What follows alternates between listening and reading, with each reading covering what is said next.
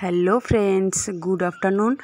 আমার হাতে এটা কি বলে তো, এটা হচ্ছে কচুর পাতাও, মানে কচুর পাতা কলার পাতাতে মোড়ায়া ওখানে রসুন মরিচ লবণ দিয়ে ভর্তা দিতে হয়। তো ফাইনালি ভর্তা হয়ে গেছে, আর যখন ভর্তা করেছিলাম তখন ভিডিওটা করতে ভুলে গেছি। যাই হোক, তারপর দেখো ফাইনালি দেখো এখানে সিদ্ধ হয়ে গেছে কচুর পাতাটা। এখন ওই কচুর পাতাটা নিতে হবে, নিয়ে তারপর এটাকে ভর্তা বানাতে হবে। আর খেতে খুব টেস্টি হয়। যারা যারা খেয়েছো তারা তো জানোই, আর যারা খাওনি তারা বানিয়ে খেতে পারো, খুব ভালো লাগে। হ্যাঁ, তারপর আর কি বলো তো, আগের মানুষগুলো না এগুলো খুব খেত। এখন তো আমরা খাবো কি, মানে খেতে তো ভালোই লাগে, কিন্তু আমরা হলাম অলস, আমরা বানাতে চাই না। আর অনেক কিছু করতে হয় না, ভর্তা দাও, ধরো এগুলো ঝামেলা আর কেউ করতে চায় না।